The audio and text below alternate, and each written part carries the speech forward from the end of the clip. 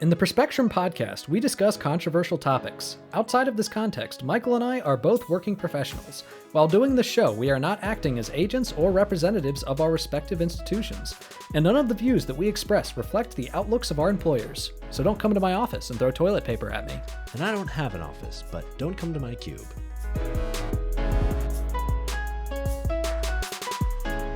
Welcome to the Perspectrum. I'm Nathan Seelove. And I'm Michael Bloom. And we have... Yeah, we're back, but boy, wish we didn't have to be back like this. So today we're going to talk about the speakership battle. Mm-hmm. And then we are going to talk about the Israel-Palestine conflict. And man, I gotta say, when we started our break, I was a little upset that that all the shit with the speakership went down literally the week after, because I was like, oh, this would be so fun to do a segment about. Mm-hmm. And I knew that when we got back that would be the biggest story. Yeah, you thought. And then the Middle East went to war. Yeah. And we are so fucked. It was quite a vacation, honestly. Like, really trying to stay disconnected from all this stuff. And I'm like we're literally trying to go to national parks and we're like not sure if the government's going to be open. And then it's like, yay, the government's open. And then like a week later, it's like, holy fuck, Israel and Palestine are at war. So yeah, pretty fucking crazy. So, just to warn you all, this is going to be a sad one. Mm-hmm. This is going to be a depressing one. If you really don't want depressing, then just listen to our first segment. Yeah, because that's depressing in a different way. It's depressing in a funny way. It's one of those, ha, we're all so fucked, instead of we are truly fucked. Yeah.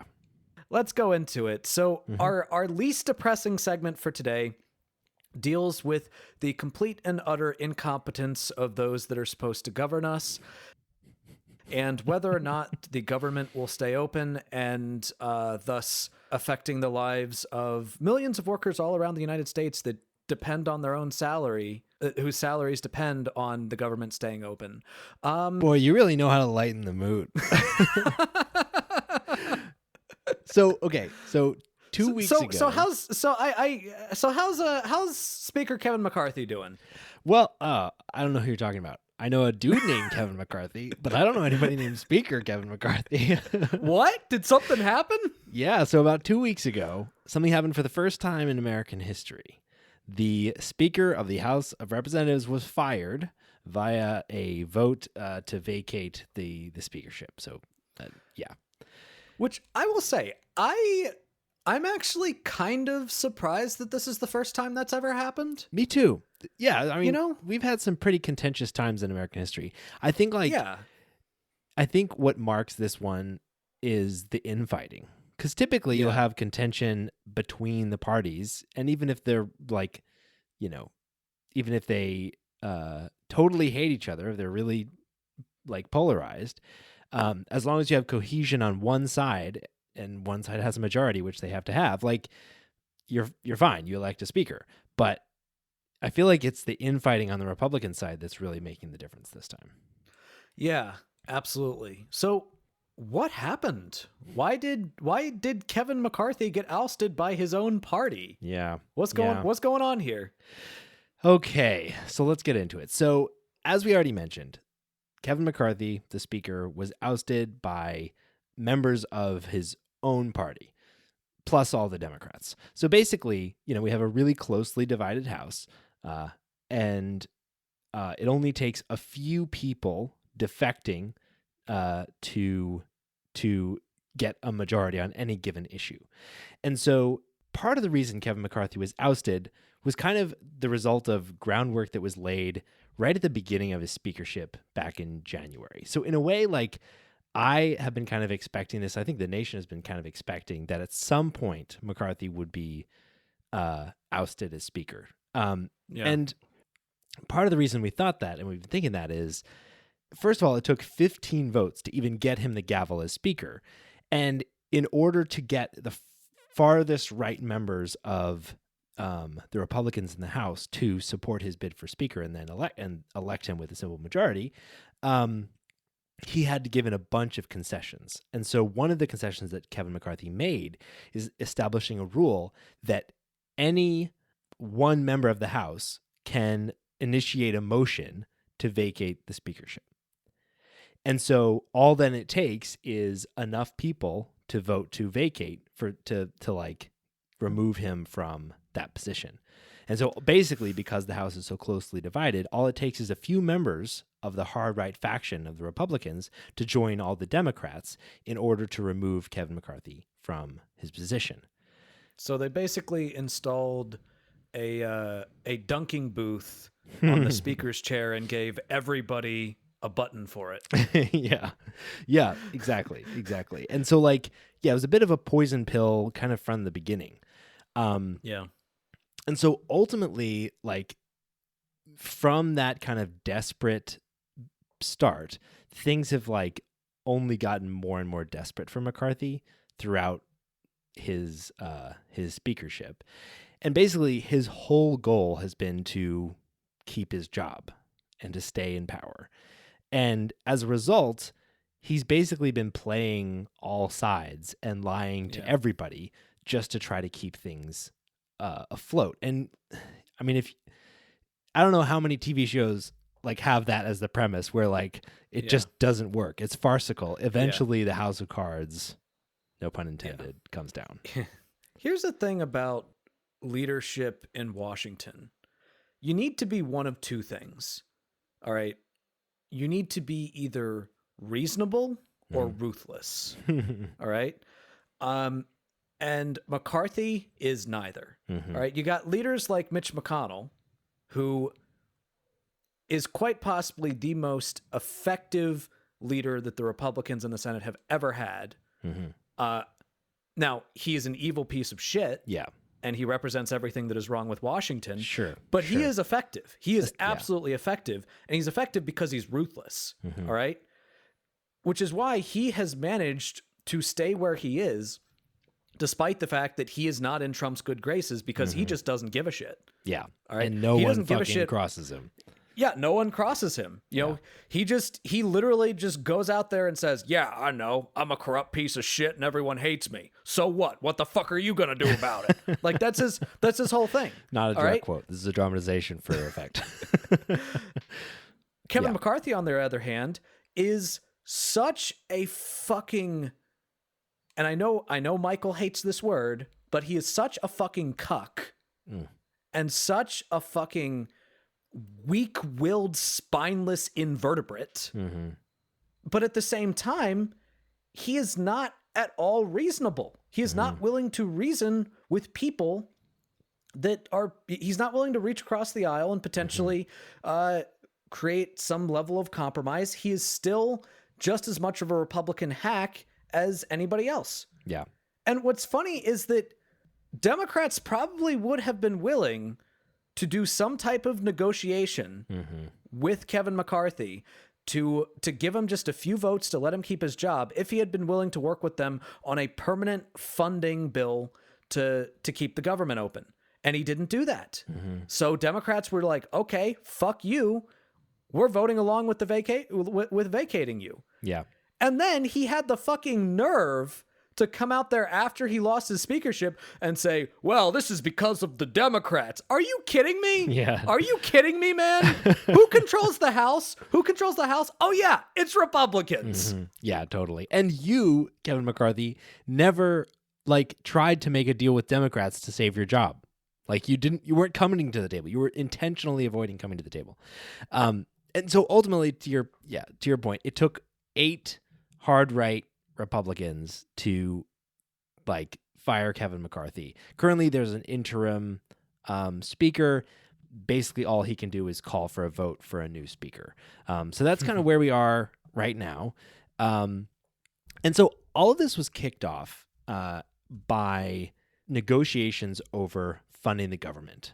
And so if you recall, over the summer, we had a debt crisis, and McCarthy used that crisis to get to negotiate with Biden terms to reduce key spending in the budget. And so they reached this budget deal, which was truly a compromise in a lot of ways. Like both parties gave on some stuff. Ultimately, like it seems like Biden had a bit of the upper hand, but like partially, when the hostage taker is willing to shoot the hostage, i.e., when Kevin McCarthy's willing to let the U.S. default on its debt, you pretty much have to give in on some stuff.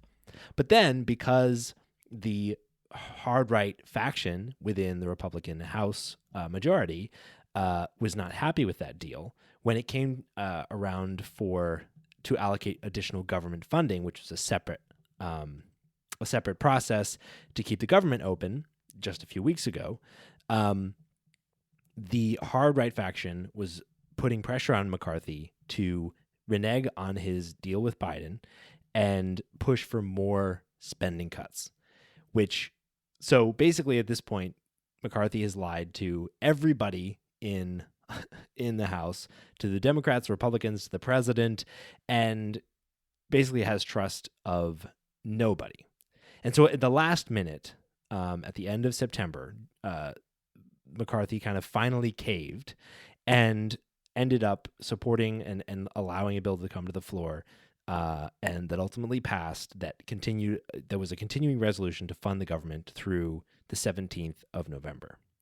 And ultimately, like, this was critical because keeping the government open, as Nathan mentioned, affects literally millions of people's lives, not only people that are paid by the government, but people that rely on government assistance for, eating. And the hard right Republicans were so fucking pissed off about this that they initiated this motion to vacate. But ultimately, like, McCarthy made his own bed here, because to Nathan's point, McCarthy had never sufficiently worked with Democrats to demonstrate any kind of goodwill that might enable them to save his job. And he had lied to the Republicans on his side as well, or at least so they claimed. And so he literally was out of sufficient allies to just keep his job in this case, just because he kept fucking over everybody. And look, that goes back to what I was saying about either being reasonable or being ruthless. If he were ruthless, he would have either demanded what the rest of his party was calling for. Mm-hmm. He would have shut that shit down. Mm-hmm. And if he was reasonable, he would have worked with Democrats. Yeah. All right. And you have to do one or the other, and he did neither. Yeah. So that is why he's no longer speaker. Yep. Exactly. Which is somewhat nerve-wracking because, yes, Kevin McCarthy was a piece of shit who was basically being run by the most hard right faction of the Republican House. And yet we might be faced with even worse options and a looming crisis that potentially will shut down the government again in mid-November. So literally a month from now, we might be in the exact same situation without a speaker. So far, we've gone through two potential options, one of which is extremely unreasonable, and one of which is extremely fucking unreasonable. One of which straight up said at one point, "I'm David Duke without the baggage." Mm-hmm. Who, by the way, was the more reasonable one. It was the more reasonable. We're talking about the more reasonable one. I'm really curious what David Duke has, if not baggage. He's just a puppet made of baggage. What, if racism isn't baggage, what is? Yeah. I guess I'm all the racism of David Duke, but people don't know me. Yeah, I guess. Exactly. Without the name recognition. I'm such an insignificant figure in U.S. politics right now. Yeah. That at least people don't know how fucking racist I am. Mm-hmm. I don't know. Yeah. But so we were thinking it might have been Steve Scalise for a hot second, but then some of the more reasonable Republicans were like, I'm not a huge fan of David Duke, actually. I don't really like that guy. He's not great guy. So Scalise didn't have the votes. Mm-hmm. Now we are staring down the barrel of Jim fucking Jordan. Oh man. And I will say, I made a prediction that I obviously wasn't able to share on the pod because we were off, but I made a prediction that I was wrong about because I actually thought that Jim Jordan would have been the smartest choice for Republicans. Mm-hmm. Not for the country, obviously. Mm-hmm. He would have Yeah, been the yeah. worst choice for the country, like ever, of any of these people.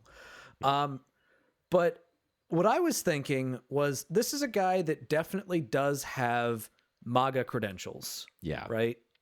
Like, but he also does have a certain level of establishment credentials too. Because, I mean, this is a guy who sits as the chair of the House Judiciary Committee, which is an extremely prestigious role. Yeah. And you have to be some level of, of like, you have to have good standing with the Republican Party at large in order to have a position like that. Yeah. So he is somebody who has, in my, in my estimation, he was somebody with 1 foot in the establishment camp and 1 foot in the MAGA camp. Yeah. And because of that, I thought he might actually be able to unify people. However, apparently there are some more reasonable Republicans, more so than I thought there were, that are actually really hung up on the fact that this is a dude who is still an election denier, Mm-hmm. Yeah. Yeah. who was straight up cheering on the January 6th riots, Yeah. and still to this day believes that claims that he thinks that the election was stolen. Wow. So you're saying that the hard left, extremely liberal Republicans that aren't in favor of electing a House Speaker, that is in favor of overthrowing the government. Wow. That's pretty remarkable. Apparently, that's what it means to be a hard left in the United States Congress, believing we shouldn't overthrow fucking America. And so far, it's looking like it might not be him either. There have been 2 votes, one of which, obviously, every Democrat voted against him, joined by 20 Republicans. And then there was another vote where 22 Republicans voted against him. Good, making progress. Yeah. Yeah.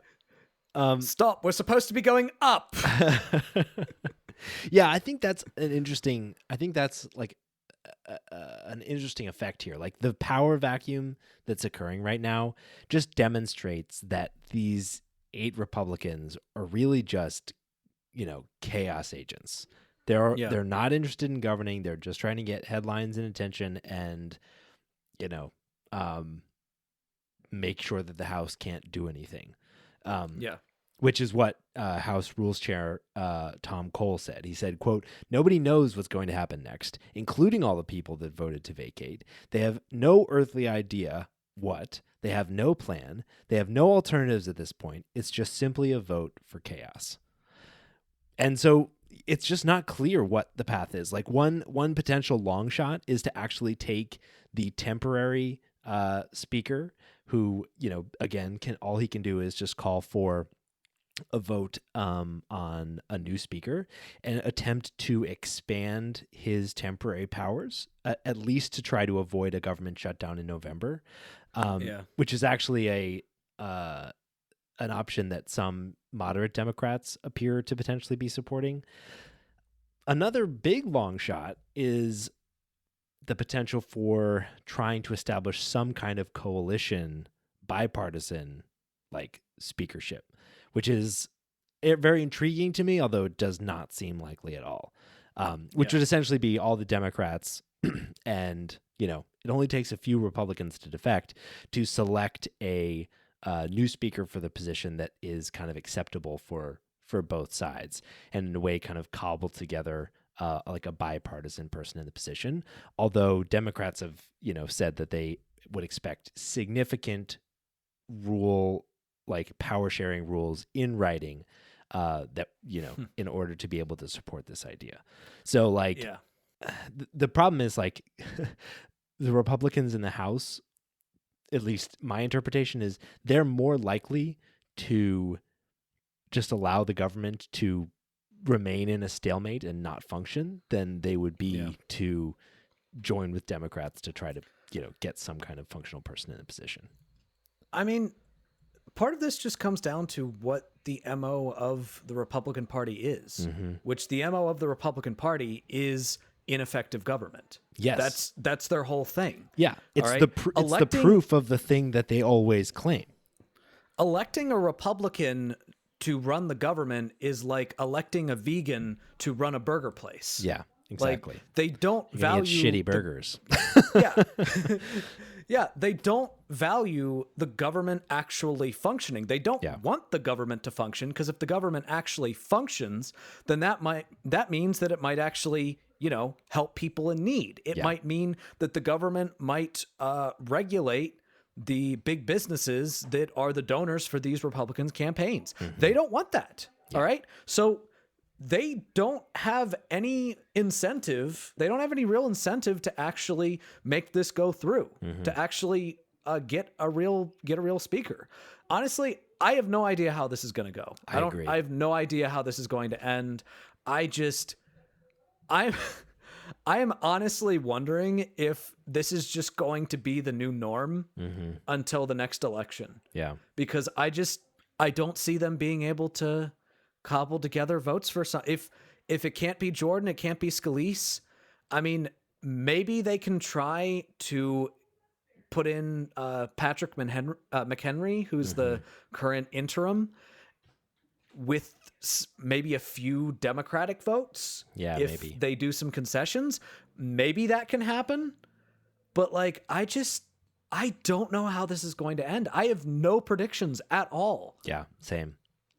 Yeah, I don't see how you get the far extremes of the Republican Party to meet in the middle anywhere. Like, yeah, I just don't.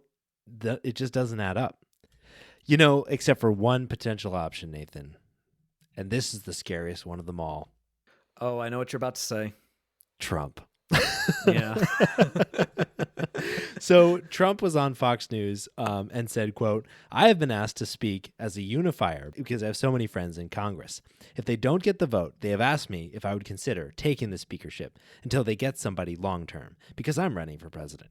They have asked me if I would take it for a short period of time for the party until they come to a conclusion. I'm not doing it because I want to. I will do it if necessary, should they not be able to make their decision." So when I heard that, I was like, how the fuck is that even allowed? Yeah, well, because the speaker does not have to actually be a rep. Blows my mind. They should just pick fucking it Joe always has been. Schmo out of nowhere, just like some random person. So here's what I will say about that. Even if that does happen, I give it 2 weeks. Tops, because Trump would find the job so fucking boring. Exactly. You know what the speaker does? Paperwork. Yeah. He would find the job so fucking boring that he would go nuts and just quit. I do not think there's any way he could, because again, the speaker's job is to basically call on other people to speak. Yeah. And he would hate that. He would hate that. He's like when they said to be the speaker, I thought they meant that I would get to speak all the time, but boy, bad name, real bad. Yeah. Plus, according to at least the current House rules, if you are charged with a felony that holds a potential sentence of up to 2 years or longer, then you're not eligible to be the House Speaker. Now, they could change those rules, but even that would require, I would assume that they would have to have a speaker to do that. So, yeah, I don't know. Because the only thing they can do is call a vote for another speaker. Exactly. So, and I think every time there's a speaker question, people are like, how about Trump? And it's like, do you guys just only know one name? Is that the problem? Every other name you say has to be Trump, or you I don't know, get some kind of brain aneurysm. It's absurd. But so he's not going to be speaker, and hopefully, God damn it. But ultimately, to your point, Nathan, I have no clue where we go from here. I have no clue how this ends. And I really want the government to stay. And now it's time for a more lighthearted segment, Tips for good. So, Nathan, why do we do tips for good? Well, Michael, we do tips for good every week because then I saw her face. Now I'm a believer. And not a trace of doubt in my mind. I'm in love. Ooh. I'm a believer. I couldn't leave her if I tried. Wow. And you know what, Michael? Leaving her makes the world a better place. No. Wait, no, not love, leaving her. Wait, Not love makes the world, and not leaving her. Gotcha. Okay. Love makes the world a better place. Sorry, I thought that was going in a different direction. No. Okay, gotcha. Oh, yeah. You know what else makes the world a better place? Tips. Tips of love. Tips. Yeah. Make the world a better place. So Nathan. We really need this before the Israel-Palestine thing. Yeah. Yep. Okay. So Nathan. Okay. What is our tip for good today? Well, Michael, our tip for good today is to every now and then run the defeasibility test on yourself. What is the defeasibility test? Well, Michael, I'm glad you asked. So the defeasibility test is a philosophical test that you try to run on yourself to make sure that you believe what you believe for logical reasons and not because of either emotional reasons or because that's how you were raised. I've taken this test before. So you stick the swab up your nose and you rub it around and then you put it in the thing and you wait 15 minutes. I know this test. That's the COVID test. Oh, that's the COVID we've test. also told people to take that test on We themselves. have told people to do that. Okay. This is a different test. This is a different test. You can't stick anything up your nose to test for it? Unfortunately not. Okay. I mean, I guess it is. I mean, you are picking your brain, I guess. Lobotomy? Metaphorically. All right. And it's very simple. All right. So let's all run the test right now. Okay. Right. I want all of you to think about something that you feel very strongly about. All right. That you believe very strongly.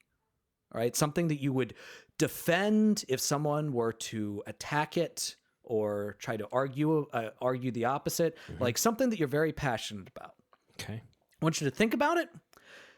And now I want you to imagine a world in which you don't believe that.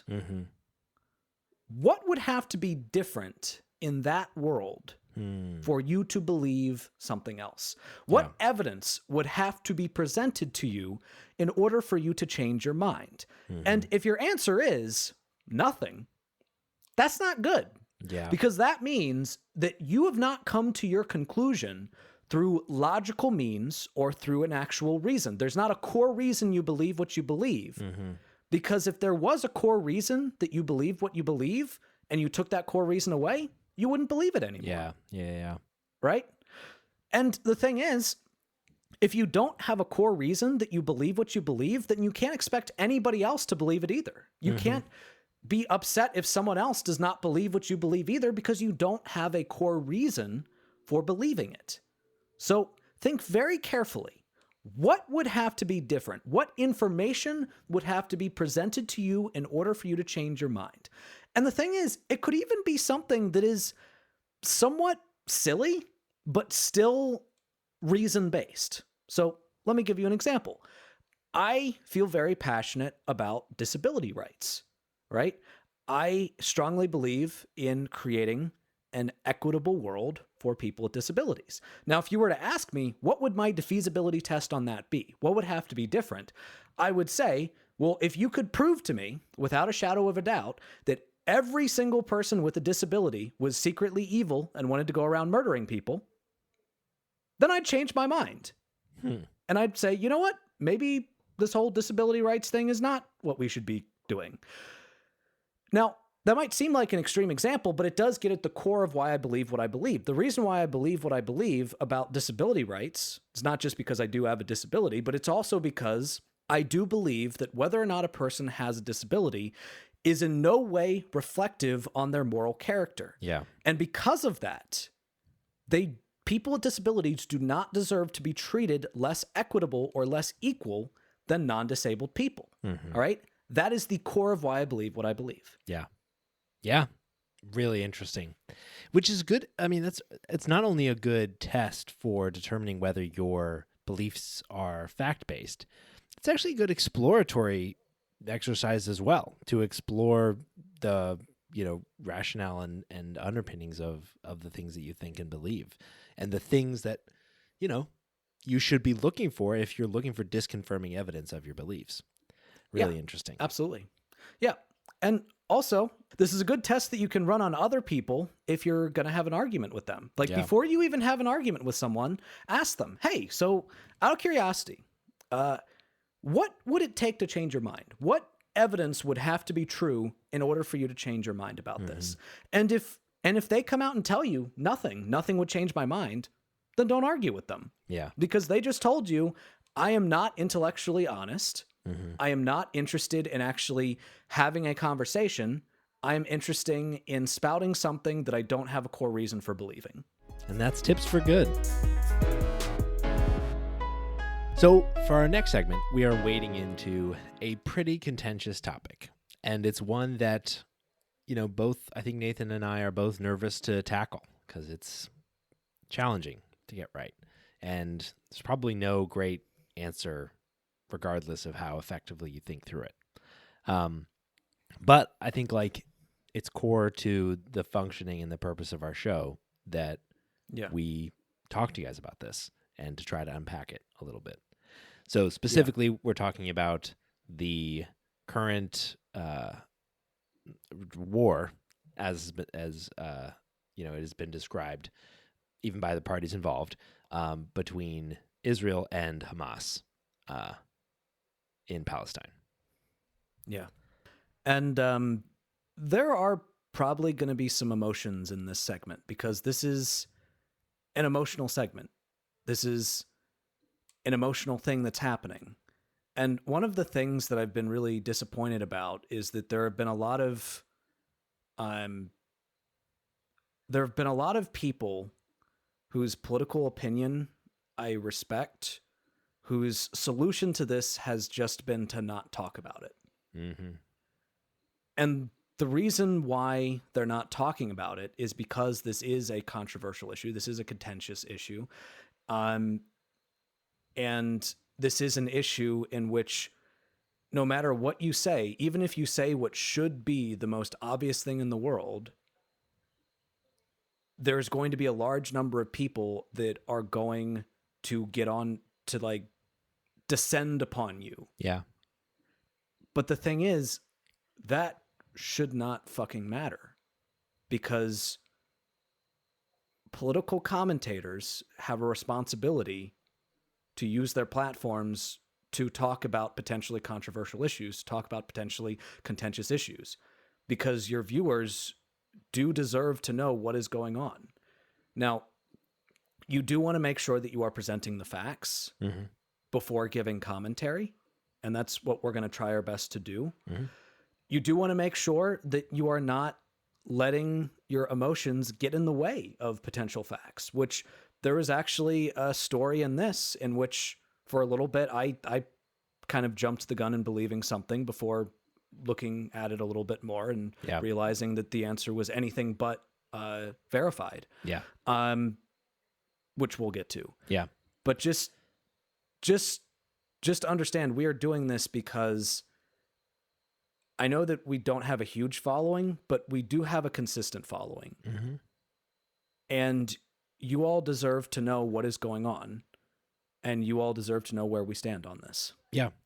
One kind of disclaimer I do want to make about the facts, and I think it's implied in what you were saying, Nathan, is that this is a rapidly evolving situation. Yeah.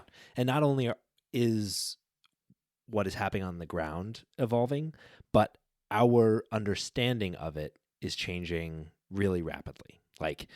The reporting is coming out quickly, and there are a lot of unknowns on the ground. I think like ultimately we have to caveat many of the facts that we present with the fact that they're still evolving. And ultimately we may, in the future, like as we reflect, not just this podcast, but as the world reflects on the facts of how all of this unfolded, they may differ from how it appeared on the ground at the time. And so, ultimately, like much of this is subject to change. The things that aren't subject to change are that human lives are valuable, that civilians have to be protected, and that, there is no excuse for indiscriminate killing of innocent people. Regardless of where they were born or what their government is doing or what people that look like them are doing. Yeah, those things don't change. And I think that that's something that really needs to be said on the offset. So to start out, this all started with a massive attack that was carried out by Hamas. Now, Hamas is basically this authoritarian governing group that took control of Palestine decades ago. Yep. And is partially a governing group and partially just a straight up terrorist group. Yes. Yeah. And we've actually seen similar patterns like this before on smaller scales. Yeah. Because what usually happens is where Israel will take some type of action or make some type of policy that further discriminates against Palestinians. Because as it stands, there's about 50 laws on the books in Israel that directly classify Palestinians as second-class citizens. Like that is a fact. They are not given equal rights within Israel. And prior to this conflict, Gaza has been treated basically as an open-air prison. And people in the West Bank have continued to lose their houses to settlers from Israel. That has been happening. That is just a fact. That has been happening. So what led to this was there was some potential concerns over conflicts between settlers in the West Bank, which if you're unfamiliar with the region, you have the Gaza Strip, which is a very narrow strip, which is in the eastern region of Israel. So then you have the West Bank, which is obviously on the western part of Israel and borders Jordan. Now, there have always been efforts by Israel to push Palestinians out of homes within the West Bank and put Israeli settlers in there. Yeah, because this is a contended region. Neither side is settled on it being like belonging to one nation. Yeah, exactly. So normally it's a policies change. In the past, it's been a policy change that has then led to a violent attack by Hamas, which has then led to a response from Israel, which is never proportionate. In this case, it was a crime of opportunity. So because Israel took took troops from the border of Gaza to the Western Bank, there was an opening for Hamas to come in, and they wreaked havoc. Yeah. There's no other way of saying. This was a brutal attack on Israeli civilians in which men, women, and children were killed, and the death toll was over 1,000. Yeah.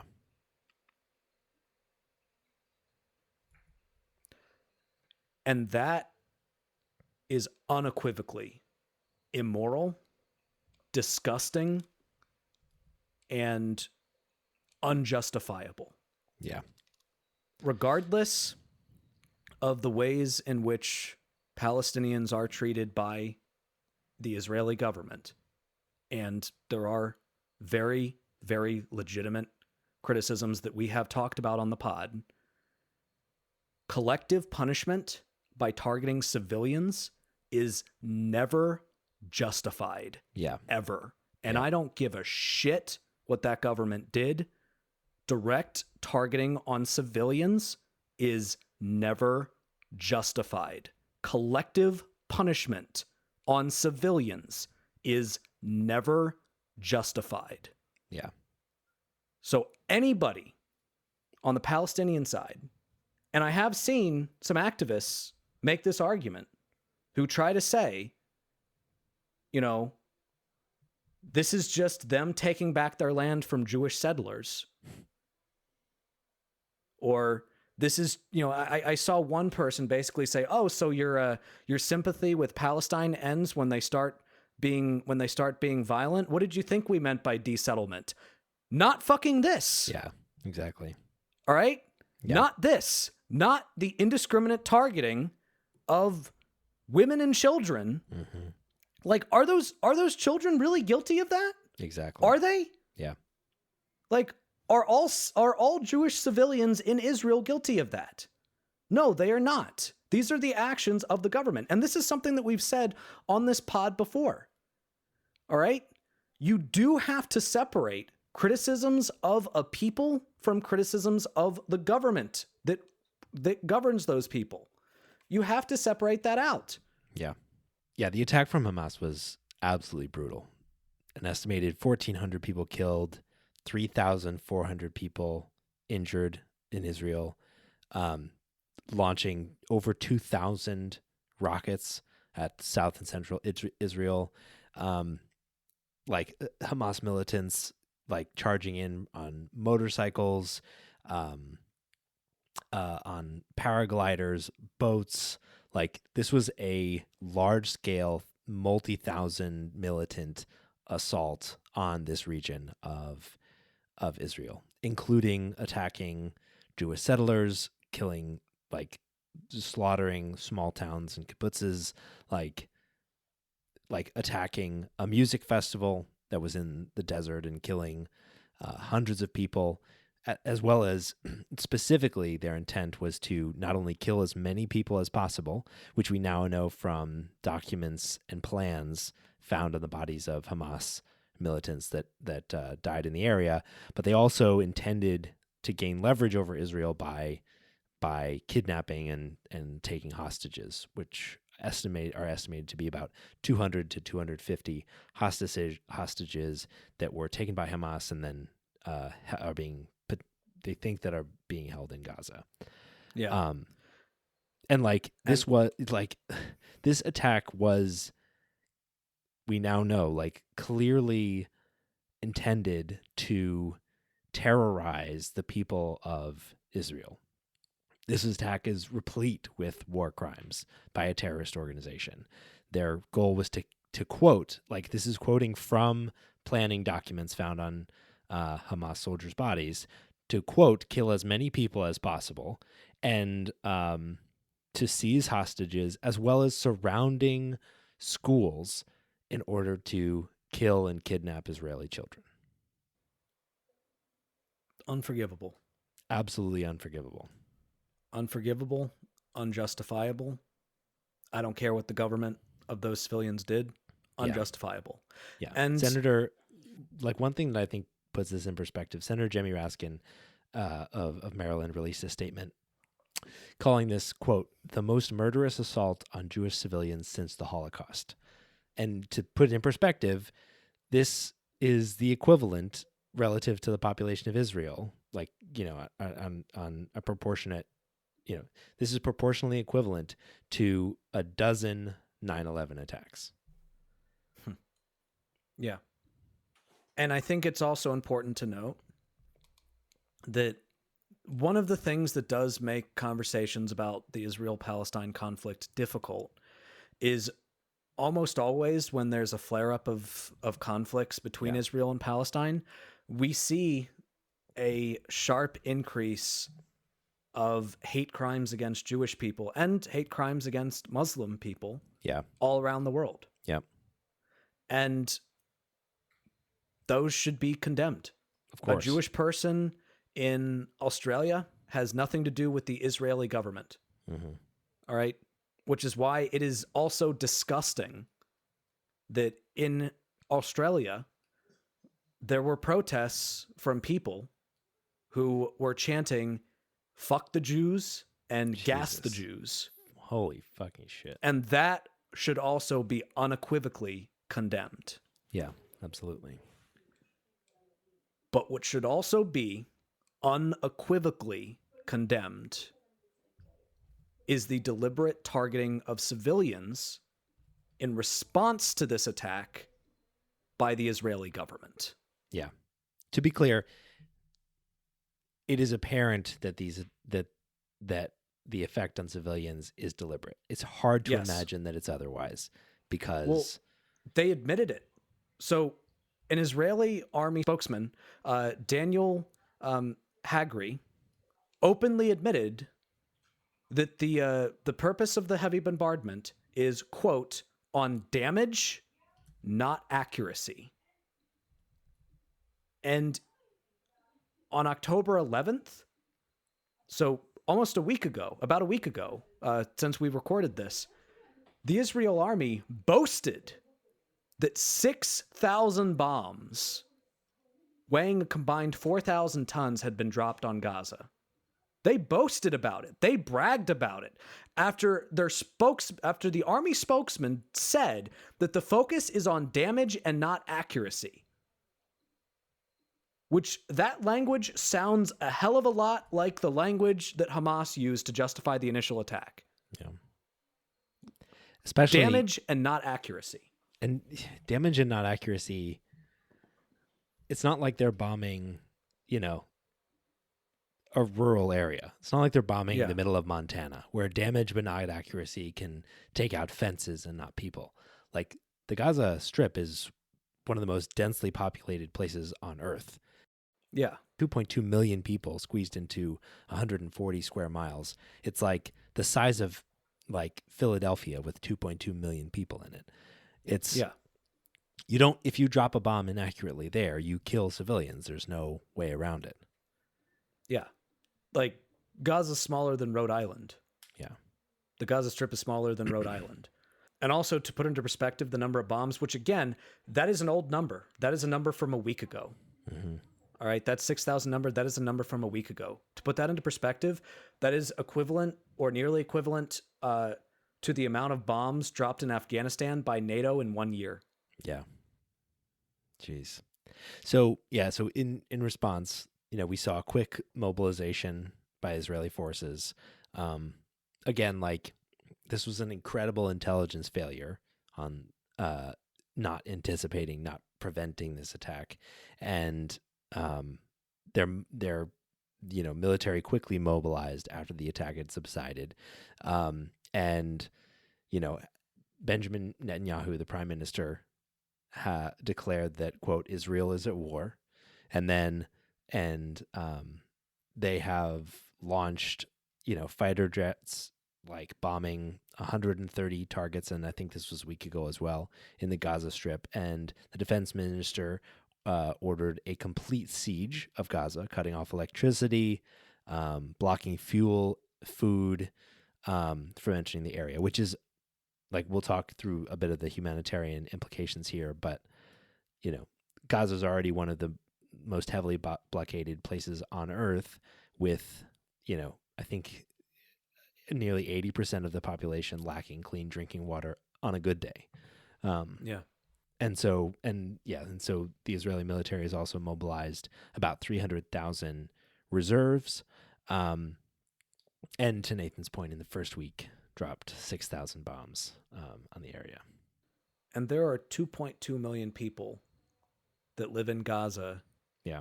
Half of which are children 15 or under. Yeah. Yep. Half. A child can't be a terrorist.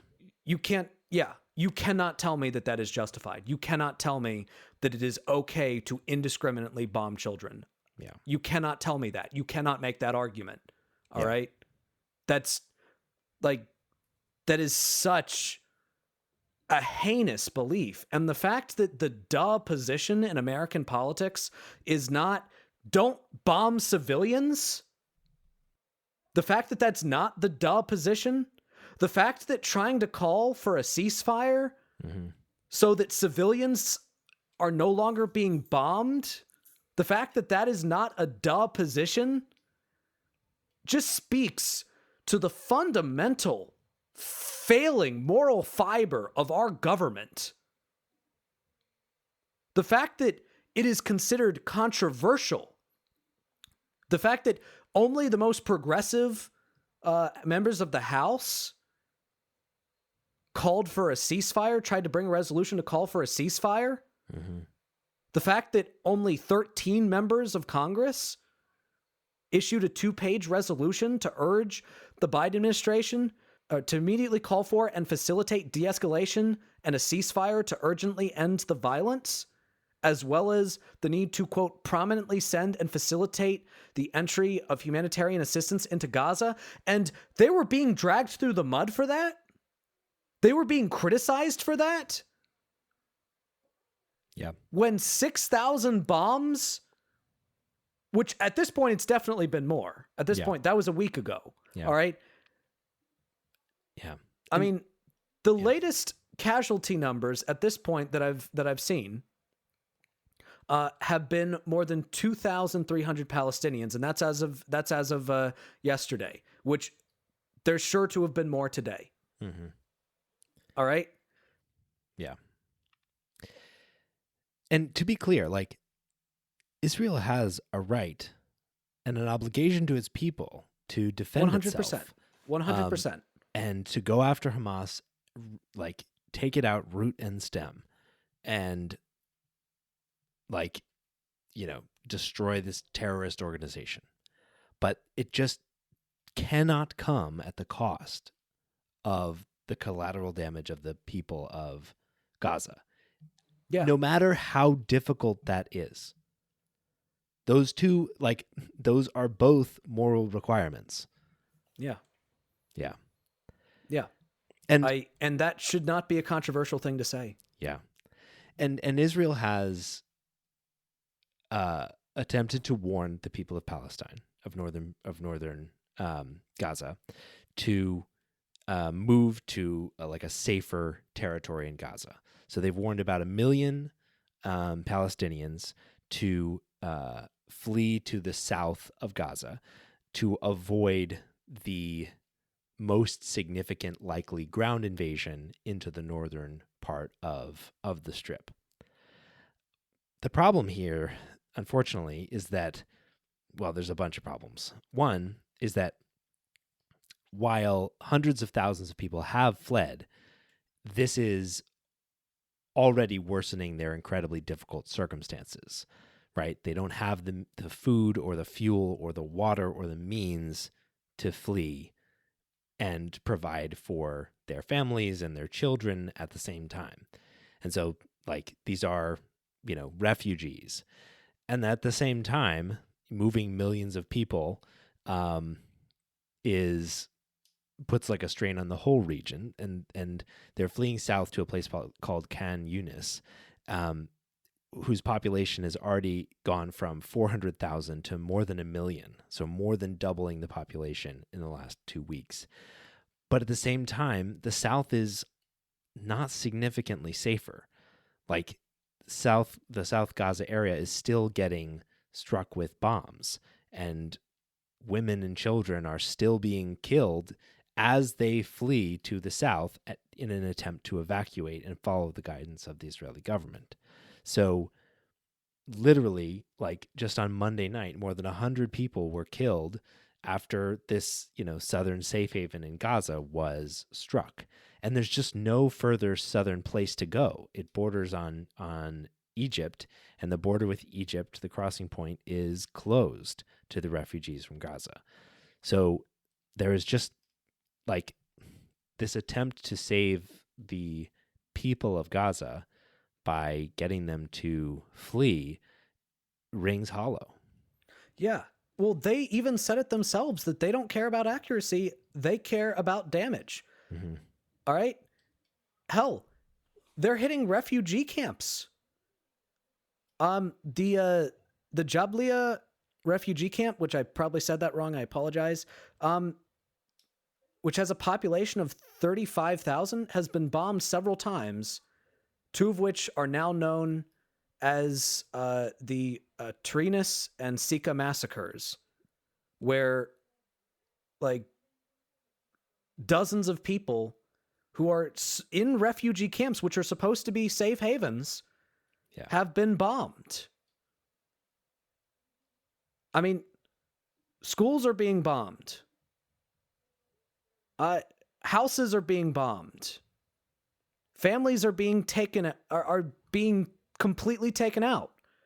The Palestinian health minister has said that one Palestinian, this is according to Al Jazeera, the Palestinian health minister has said that one Palestinian has been killed in Gaza every 5 minutes in the current attacks, and at least 45 three-generation families have been killed, wiped from the civil registry, the ministry added. They're purposely targeting civilians. This is collective punishment for the actions of Hamas. And if we can agree, which we all should agree, that the actions by Hamas were collective punishment against Israel for the actions that Israel has taken against Palestinians, if we can agree that that is wrong, that you cannot collectively punish civilians, that Hamas was wrong to collectively punish civilians, you have to also agree that the collective punishment of Palestinians is just as immoral. Mm-hmm. Yeah. And so far, more widespread. Yeah. And to be fair, the interpretation that Hamas was going after Israel specifically as a response to, like, you know, the kind of apartheid state that they're facing is like the most generous interpretation of Hamas's motivations, which we know are to wipe Israel off the face of the earth. So like, but yes, but your point is exactly right. It's 100% on, which is just, life has value, and collective punishment, the indiscriminate killing of civilians, is wrong no matter who's doing it. Yeah. And the Human Rights Watch has also confirmed that white phosphorus is being used in Gaza, which is a chemical weapon that is illegal. You cannot tell me that you are carrying out a war against a terrorist group if you are dumping chemical weapons onto civilians. You just can't. You cannot do that. Yeah. And fuck, what is the Biden administration doing? The State Department sent out a memo to its diplomats, specifically telling them, don't use phrases like de-escalation or an end to violence or ceasefire or end to violence/bloodshed or restoring calm.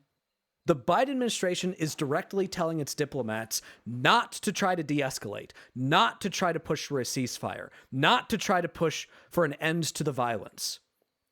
The Biden administration is a fucking failure of leadership.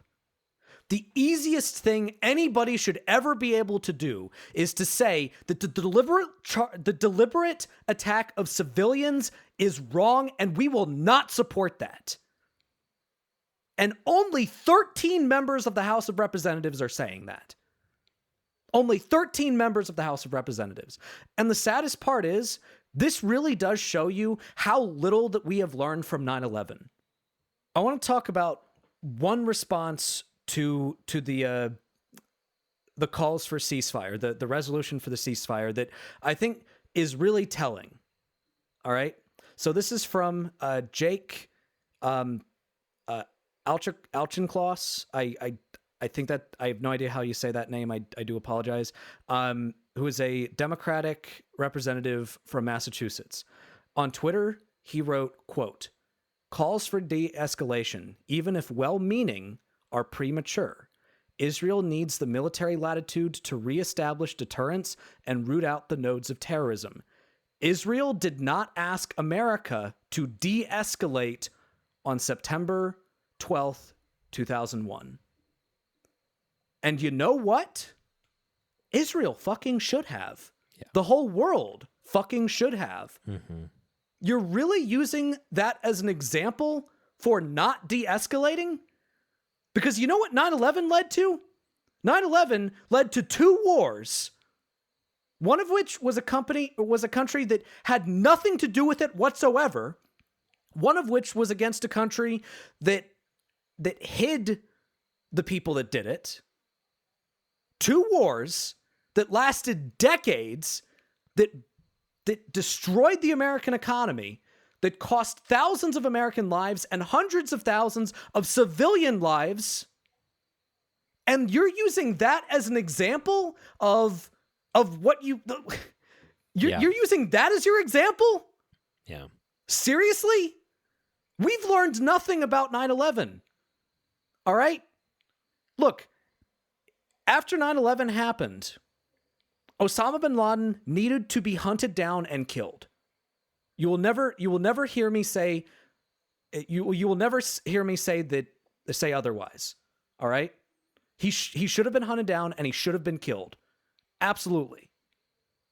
But we did not need to invade entire countries and start wars killing thousands of civilians in order to do it. It needs to be more strategic. And you might say, well, that would have taken too long. Seriously? We were in those wars for 2 decades. Yeah. You cannot tell me that to try to be more precise on it, that precision and intelligence to try to root out the actual people that did it, you can't tell me that is somehow the more difficult option. You can't tell me that. So we've learned nothing from 9/11. We've learned nothing. Israel is going to continue to collectively punish the people of Palestine, the people of Gaza, for the actions of a terrorist group that was, again, what Hamas did was completely unjustified. But meanwhile, the United States is going to watch and cheer. Because we have learned nothing about our history. We have learned nothing from our history. And this is the weakest Joe Biden has ever been. This is the most disappointed I have ever been with Joe Biden. You cannot support this. Earlier I talked about the bombing of that refugee camp. I want to read you some accounts from that. In case you think that this is justified, in case you think, well, this is just collateral damage. A 31-year-old told Al Jazeera, witnessing it, I thought that the camp would be the safer option because it was so full of people, and I thought it wouldn't be targeted by Israeli planes. I saw terrifying scenes of dismembered bodies. Men, women, and children. I couldn't bear it. I broke down. There was another woman who was on the scene who ran from her home searching for her 3 sons who were in the market at the time of one of the explosions. She found one of her sons trying to give first aid to one of his friends who was badly injured. She said, I tried to comfort him, but Muhammad kept saying, let me go. I want to go with Yusuf. I cried. There was so much blood. Yusuf was bleeding so much. She continued by saying, I have never felt such intense fear. I didn't expect this bombing. Everyone in the camp is shell-shocked. Another person who witnessed it. The camp is still reeling from the Turnus massacre. My family is in shock. We lost our friends, our neighbors, the beautiful memories we shared together. They wiped out everything. The buildings were all destroyed. Do the Israelis think that this destruction will displace us again? I will never leave my home. My children and I are staying here. The sad part is, though, there might not be a home for them. When Israel is done, there might be nothing left. And if the United States keeps cheering this on, keeps letting this happen, refusing to say anything about it, when it takes the so-called extreme left to be able to say the most obvious thing in the world, which is don't bomb civilians, this will continue to happen. Children will continue to die. innocents will continue to have their lives, their homes destroyed. If we cannot agree on the basic premise that no targeting of civilians, no matter who those civilians are, no matter what their government did, no matter where those civilians were born, if we can't agree on the basic premise that you cannot do that, that is off limits, if we cannot agree on that, then we have truly lost our moral fiber. We have truly lost our humanity. We need some empathy. We need a ceasefire. We need this violence to end. Punish the sons of bitches that carried out the initial strike, the Hamas individuals that carried out the initial strike. Find them, punish them, but stop killing civilians.